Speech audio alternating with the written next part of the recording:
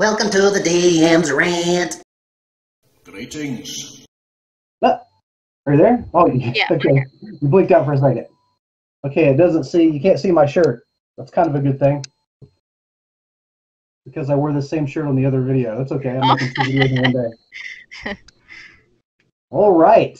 So we're talking to Kristen Puckett, author and artist, illustrator, right? Author and illustrator of In the Land of the Catawampas. My book just arrived today. I've already made an opening video to where I show, my thoughts and excitement as I'm flipping through the pages of this wonderful big fat book. So let me get this right, Kristen. If I understand it right, I call this one of the books in the family of your cryptid books. The name of the other book, that's the parent book of this one, which has much more information in it than this one does, and I think more monsters as well. Is that correct? They have the same amount of monsters, but they're both problems. The only difference is what the subtitles, which one is the elusive, ghostly, and fanciful beasts of West Virginia, and the RPG version is a modern monster manual for D20 games. And the main difference between the two is that the encyclopedia version has all the history, real-life locations, and individual accounts of paranormal entities in West Virginia, whereas the RPG version converts all of these into or stat blocks that you can use or charts that is absent from the encyclopedia version. So it's tailored for dungeon masters and players. Okay, well that was brilliant, because that means if you're a person like myself who's interested in these cryptid beasts and the history behind them and the lore and the culture they come from, and if you like to play RPGs, you're going to have both books. Pretty much. If I put both in it, it'd be a 1,000 plus book, and that's just too much. You definitely put more into this book than what you're getting back from it, and you stretch yourself too thin on that. But hey, we the consumers are very happy about it. But I feel bad for you.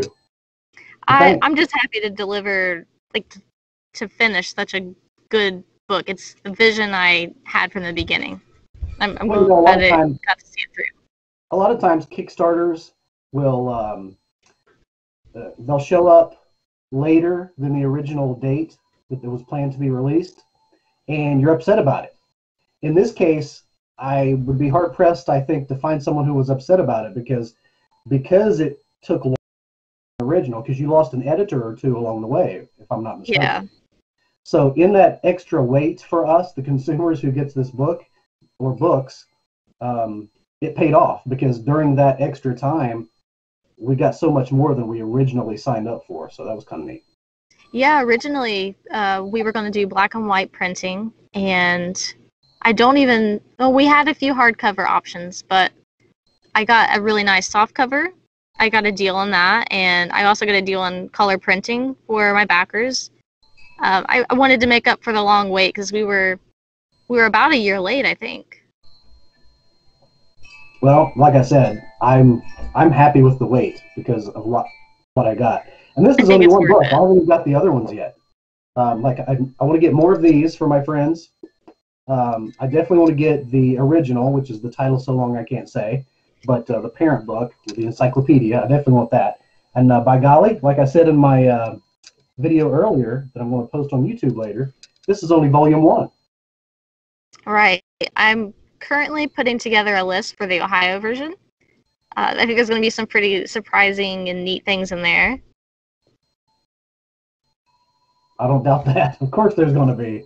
Yeah. It's a much different culture. Surprisingly, for being neighboring.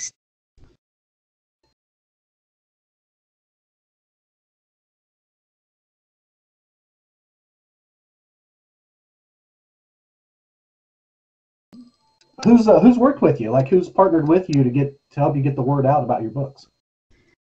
Currently, I'm doing a podcast video type of thing with the Greenbrier Valley Brewing Company. They're in West Virginia, and we both specialize kind of in creating products surrounding West Virginia's cryptids and folklore. The month of October, we've been doing a short little video every month And next Tuesday is going to be our Halloween special. We're going to do the top 10 6 creepiest cryptids that you. We're going to talk about some obscure, really dark creatures next week. And I also work a lot with the Red Caboose in Huntington. They do a lot of live show sales of my work. And they have some exclusive artwork from me, such as the original drawings. In the book, there's these like small, I call them bestiary drawings because they're in illuminated manuscripts from the medieval era. They would make these tiny little squares to introduce you to the section. So I turn those into bookmarks, and they have exclusive rights to selling those for me right now. I think I mislabeled them in a video I made earlier today, and I called them woodcuts. I think you can get them for $7 each. So that style isn't called woodcut. Oh, yeah? It's not? I think they used to use... There was different methods. A lot of it was hand-drawn. Some of them were woodcut. Like, I can't remember the exact name for it, but they would press ink on it and press it on paper. There was also lino cuts, I think, for metal. It's not my department, so I don't know a whole lot about the terminology or the process. Well, listen, I wished I lived in a place where they sold some of that beer, of that Greenbrier brewery that you were talking about. Because I just like the whole theme. It seems like the whole company is themed on the whole cryptid thing. And they've got some really funky pictures on the beer cans. Which brings me to what I wanted to tell you. Did they ask, or have you hinted to them, hey, I'd be happy to do a picture for use one of my pictures for your beers? Well, they actually already have a great artist, and she's also a Kristen, so. Yeah? Yeah, so it works out. Okay, great. She's a great artist, and she's a Kristen, but, maybe there's room for you to do, like, a can for something. I'm okay with it. It's nice to collaborate. My advice is you should have said something, or maybe you still can. But yeah, that'd be cool. Yeah, you still can. Well, it would be one for a can.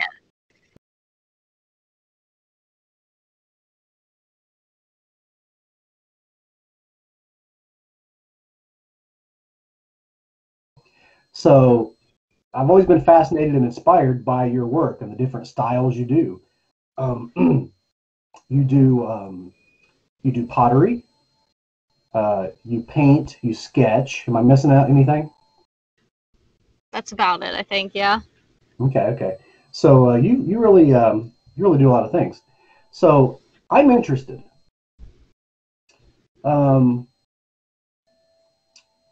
What kind of things go through your mind when you're producing? Let's say, I don't know. Let me just pick an example here. Hey, first thing I opened up to, the bird devil, right? You see that there? Yeah. So when I'm working on that up to the left when I'm editing as well. Okay, so when you're making a picture like this one specifically, you've heard the story. What's going on up here that gets it from here to the paper? Well, first, a lot of research. I have to. Well, of course, these things don't exist, or we've never seen them. So I have to think about the story, what kind of creature they would be, what kind of characteristics they would have, and how that would influence their body type. There's a lot to it, because I also try to only stick to native species to construct these creatures. Say birds, I'll look at a species like modern people, what kind of chickens they might prefer to breed or use to produce eggs. Just like small stuff that you might not initially think of. But when I'm working on reptiles, I'll look at native species of lizards or salamanders, and then I'll base my reptiles off that. And once I get a good set of images to inspire me from, then I'll start taking pieces and changing them to try to make a cohesive entity. There's one crazy creature. I can't find him. It'll take me too long to find him, so I won't take up more of your time by doing that. But there's one crazy creature in here. You actually talked about this one during the Greenbrier Brewing Company interview, where It's part goat, and it has about 4 or 5 other parts thrown in it. It was supposedly made by some sort of government conspiracy group, some lab. Uh, You froze up for a second. What was it called? the Abaguchi. The Abaguchi. Yes, the Abaguchi. No, the Abaguchi. I remember from that interview, you said you really had no visual references to go on other than just hearing the stories. Right. Sometimes you'll get really lucky and one of your folk tales will have these super descriptive images in their folklore, such as a lot of the Native American ones have really vivid details of what their beasts look like. But then you get something like the Abaguchi where it just says, the tail of a fox, the legs of a goat or deer, the face of an owl, the mane of a, they list like 7 things, and you have to think, how do you put those things? Or to explain it away as well. Maybe it really doesn't have the face of an owl, it just has really big eyes, and they didn't know how to describe that. Oh, see, I love that. The imagination that goes into it. Yeah, I'm kind of that way. Like I've got, I think you might already know this too, but I've got some adventure modules that I've been working on for a long time, but they're like things I just do here and there. So it's going to be forever if I ever get them out there. But they're historically accurate. And even though, I don't know, you might be able to relate a little bit to this, but like even though there are details, and I'm a crafter, I like to make crafts too, tabletop terrain and things like that. Mm-hmm. But like the historical accuracy means a lot to me. Like it might be a detail that no one else will ever notice, but I know it's there. So it's just, I don't know, it's very fulfilling. Yeah, So I understand that. You can relate to that. Yeah. Yeah, I like to be as faithful to the original content as possible. It's really important to me to not only like modernize and revitalize these stories, but to keep what they were originally, just expand upon it, because I think there's something like comforting, and I don't want to say noble, but it's just like you're carrying on the past, and I like to preserve what's old too. I think it's just really important to me. It makes me feel like what I'm doing is not only creative, but it's also like I'm preserving the old myths and legends.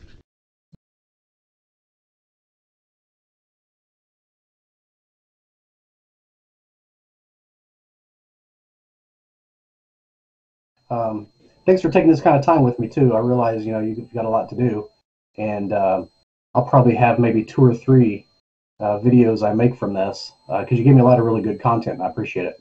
Yeah, no problem. You always hear about the elevator speech. So people might ask me, hey, what do you think of artist Kristen Puckett? Or, they might ask somebody else the same question.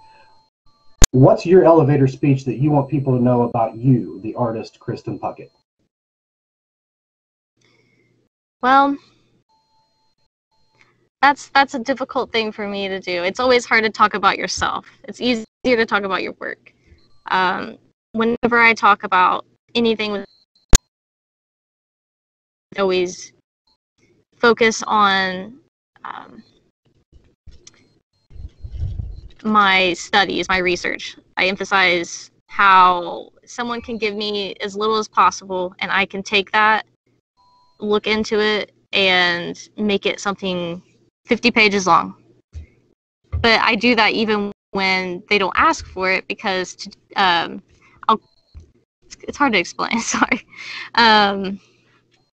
So no matter what I do as far as illustrating, because I do commissions, I do illustrative commissions. I don't do commissions as far as writing. But no matter what no matter the is right, because that's part of my process. And sometimes I'll send that to my clients. They really enjoy knowing that I've built a backstory for their commission.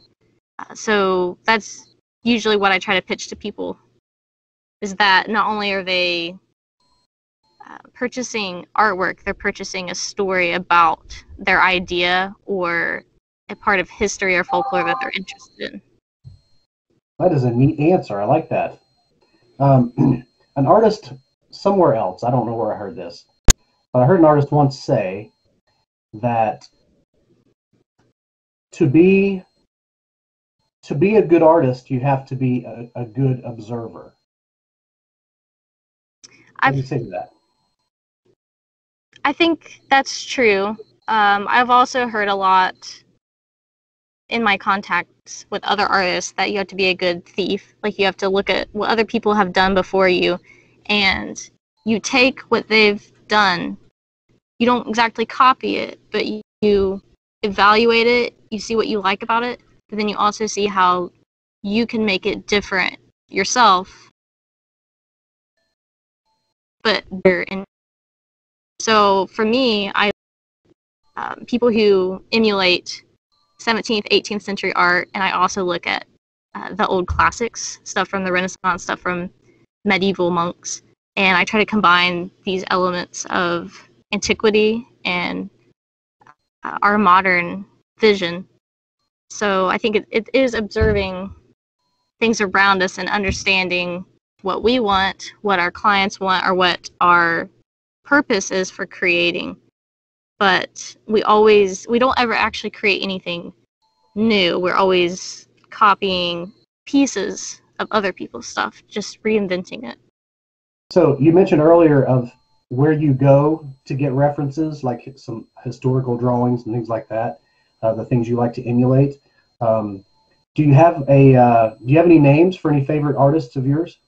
I do, actually. Let me pull that up real quick.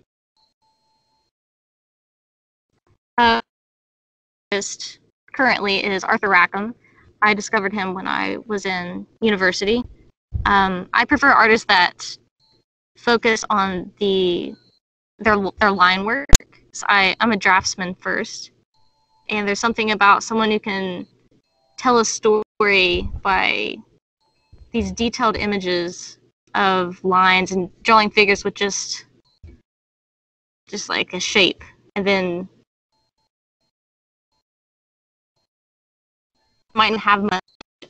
It's just it's interesting to me. It feels more fantastical than just trying to copy what we see, or to look at what we see and make it ideal but realistic. I think that's an important genre of art, but being someone who specializes in cryptids and fantastical beasts, I tend to be drawn more towards fantastical styles.